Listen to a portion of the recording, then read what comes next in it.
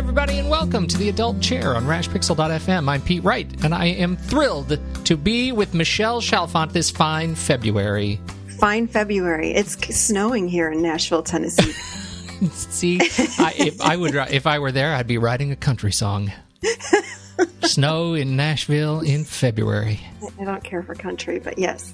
You would be. Are you sure you want me to leave that in this podcast? Yeah, we might not leave that in there. I think you just spoke ill of I know. your I tried homeland. so hard. Really? I really wish I could like country. I don't, though. I almost think we need to do a country specific episode. It'll be a very special episode. It's all country all the time. I can't do it. The more important thing we're talking about today is we're kicking off a series of conversations on relationships. And what better time for a conversation on relationships than the week of Valentine's? But, I know. It's so good. But today we're talking about, it's got a little bit of a twist. We're talking all about learning to date yourself. Before we get into that, head over to theadultchair.com to learn more about this show. You can subscribe for free by signing up to the mailing list and find us on iTunes, Overcast, or whatever podcast application you choose. Just a quick search for The Adult Chair. Join the conversation on Facebook or Twitter and call us. Leave us a message with your thoughts at 931-463-3813 and get your voice and your ideas for dating yourself on this show. We would really love to hear from you. Okay. So here we go. Michelle, can you, first of all, before we get into the dating yourself part, can you tell us a little bit about what we're going to be talking about over the next 4 episodes? I think we've got some guests. We've got some great conversations ahead. Why did you want to do this series on relationships? Well, it always sparks my attention in February, of course, because it's the month of relationships with Valentine's Day. But I just think it's really important that we, in using this adult chair model that the whole podcast is about, sure, we really want to learn how to apply it in our lives. And in using it with relationships, it's so, so important. So what we have coming up today, we're going to talk about dating ourselves and why it's so important to get to know ourselves before we go out and find another. And even if we're in relationship, I just want to say we can still apply what we're going to talk about today. So we have some really exciting guests coming up. One of them is she coined the term that conscious uncoupling, and her name is Katherine Woodward Thomas. I'm really excited to have her come on, as well as Beverly Engel, which is she's a therapist and an author and a speaker on emotional abuse and how that affects us when we're children in our adult lives. So she's a fascinating guest. I can't wait to have her on. And I'm really, really, really, really excited. I just confirmed this guest this morning, Pete. I am going to have my husband on. We're going to do a little interview and talk about how we use the adult chair language and the adult chair model in our relationship and how it's really turned our relationship around. So lots of exciting guests coming up. That is fantastic. I cannot wait to get some time with your husband. I know. It's going to be a fun one. I feel like I've been looking forward to this show. I didn't even know it, but I've been looking forward to this show for a year. Yes. He's actually excited. He was a little shocked when we talked about it. I was like, I think you and I need to be on. So he said, okay, let's go ahead and do it, because we've really improved our relationship by applying the model that I teach my clients. So I thought it'd be great to have him on. So that's great. That's that. Yes, we have some really exciting people coming on the show. So I'm very, very excited. That is wonderful. Now, for today's topic, though, we're kicking this off with learning how to date yourself. What does that mean to date yourself? And why is it important to talk about this concept when we're kicking off a conversation about relationships? Because what I find is that so many of us enter into relationships in order to complete something within ourselves or to take some sort of pain away. Well, that's the fairy tale, right? I mean, wasn't that Jerry Maguire? You complete me, something like that. Like that's what we're told to search for. You're right. And it's just an illusion. It's not true. But the healthiest way to be in a relationship with another person is to have them complement who we are, but not complete who we are. And again, it's an illusion that we think that someone else can actually make us feel better or numb our pain or bring us that much more joy or happiness. It's just not true. So what we want to do is get to know ourselves first if possible. And if we're already in a relationship, we can still do this even if we're married or dating. It doesn't matter. But we want to take some time to really get to know who we are on the inside. Okay, so how does one do this? How do you become a better partner for yourself in a relationship context like this? Well, we want to get to know, like, even basic things like, what do I like to do? And what I found is that I'm in my 40s now. So in my 20s, I like doing different things than when I was in my 30s.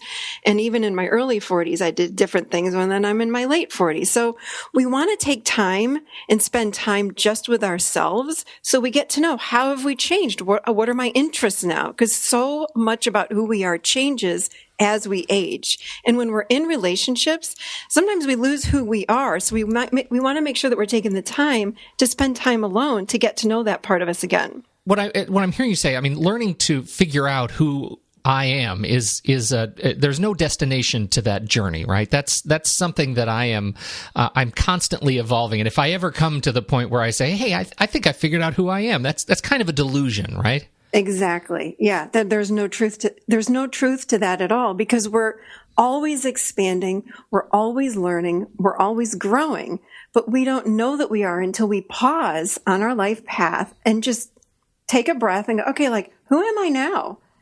Again, the things that I liked when I was 20, I don't exactly like the same things in my 40s. It's very different. And different ideas come to us, different hobbies come to us. But we don't know what they are unless we spend time just with ourselves. And we don't know how to do that all that well. We don't spend a lot of alone time.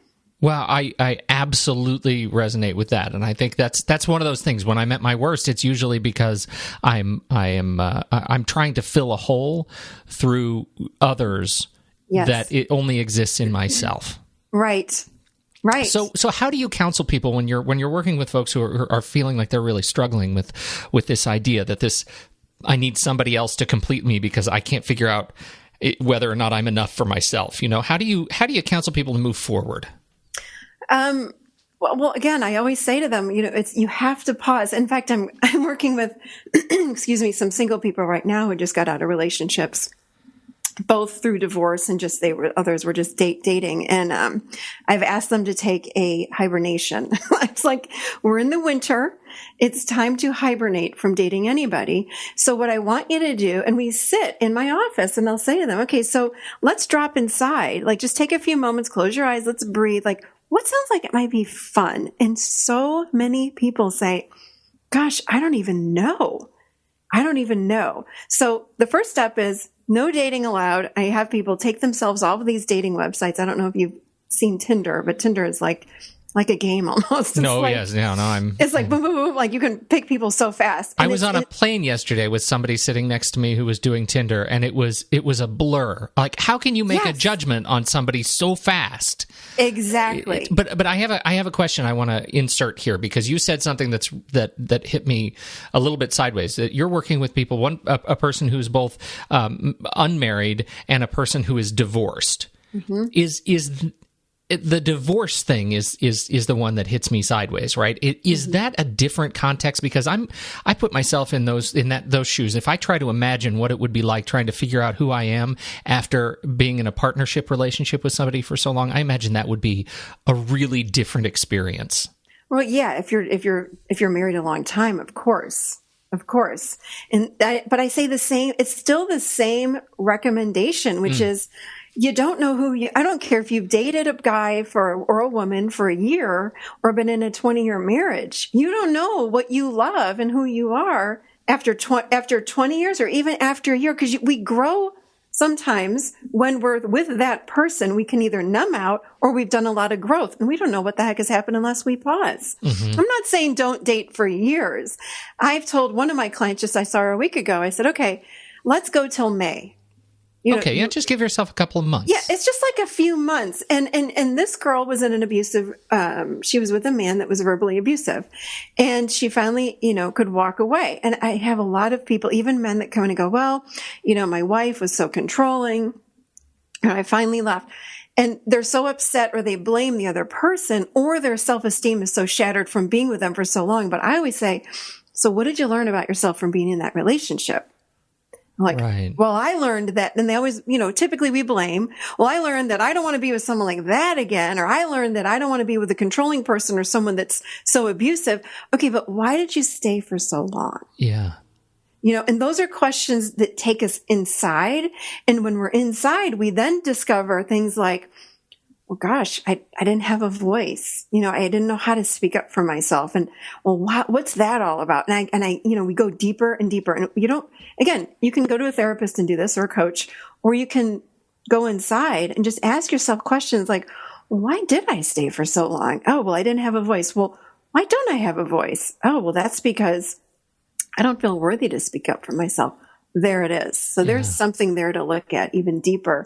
And what people forget, and they go, well, why am I, attracting in the same kinds of partners? Why do I keep marrying the same woman or the same guy or picking the same dating person? And we take our stuff with us. We take all of our emotional wounds with us wherever we go. So think about like taking a suitcase. And if you leave one marriage, then you are going to step into the next marriage with the same suitcase unless you open the suitcase and look at what's inside. Right. So this process of dating yourself is about opening up that suitcase and saying, what is in here? There's no blame. There's no judgment. Again, when I'm in my healthy adult chair, I'm just observing and noticing, like, what is it that I need to learn here that's in this suitcase? What is it that I need to learn more about me so that I don't attract the same kind of person moving forward? When we live our lives, it's about us taking responsibility for our lives. There's no blame. We come together with other people just for the experience of it. It's not even good or bad. It's like, what did I learn from that person? Sure. Did I learn that, for example, I have another client who is an introvert. So they like to recharge, or they need to recharge being alone. Mm-hmm. And they were married to a man that was an extrovert. So he wanted to have parties all the time, have tons of people over. Well, it could be a great match, but they have to communicate about it. And how do they meet in the middle about it? And she used to get mad at him and he'd get mad at her. It was this back and forth thing. But they've come around now. And now it's like, oh, I can respect and honor where you are, and you can respect and honor where I am. So these are the kinds of things we have to find out about ourselves. What am I? What do I enjoy doing? Well, when I was in my 20s, I used to like photography, and now I don't like it anymore. What do I like now? I want to go ride horses, or I want to learn about computers, or I don't know. We know who we are on the deep inside parts of who we are, and we can't know we don't know those parts unless we spend time with those parts. And so many times, Pete, in my office, I'll ask someone a question and I'll say, well, so what do you think about this? Or what do you know about you? And they'll go, well, I don't know. I'm like, well, drop inside. We just don't know how to do that well. So this whole idea of dating ourselves is learning how to drop down deep inside of ourselves, getting quiet and learning who we are. I love that suitcase metaphor so much. Yeah. I love it because, there's this, by extension, not to beat the metaphor to death, but you both need to open the suitcase to figure out what's in there, what to take out, but also what to let in, Yes. I feel like using that extrovert introvert example, while it could be a great relationship, it's only a great relationship if you open the suitcase and figure out how to approach somebody without judging their personality. Right. And that I feel like is a really that's a really hard thing to learn how to do. And to me, that's what you're saying. That's the big lesson for me, is to figure out, how to open my suitcase at just the right time, both for myself and for whoever is in my life as a partner. Yeah. And then we have to learn how to express to that other person what our needs are. Yeah. And again, if I'm not quiet, I don't know what my emotions are, and I don't know what my needs are. Mm-hmm. Only I know. Again, I ask clients, so what do you need when you have that emotion? They go, well, I don't know. And I say, yes, you do know. Stay inside. And then they'll come out after sitting for maybe 30 seconds or so with their eyes closed. They're just sitting there. Well, it feels like I just need a hug. I'm like, There you go. There's the answer right there. And you didn't think that you knew. We don't know. We're so quick to jump to our mind and get the answer in the mind. The mind is not going to give us the answer. We're going to drop into the body, and the body always gives us the true highest answer for ourselves. So we really want to get to know what are my emotions and what are our needs.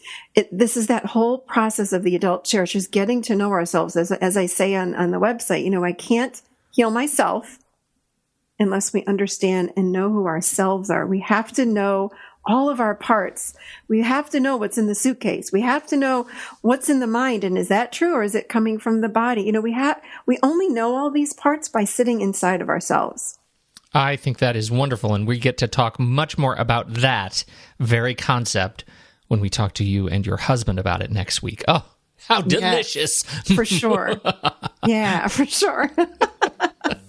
I can't wait. So this is the first in our little series here of conversations on relationships, and I hope that this has been inspirational for others to figure out kind of where they are in their relationships by figuring out where they are inside themselves. What a great conversation.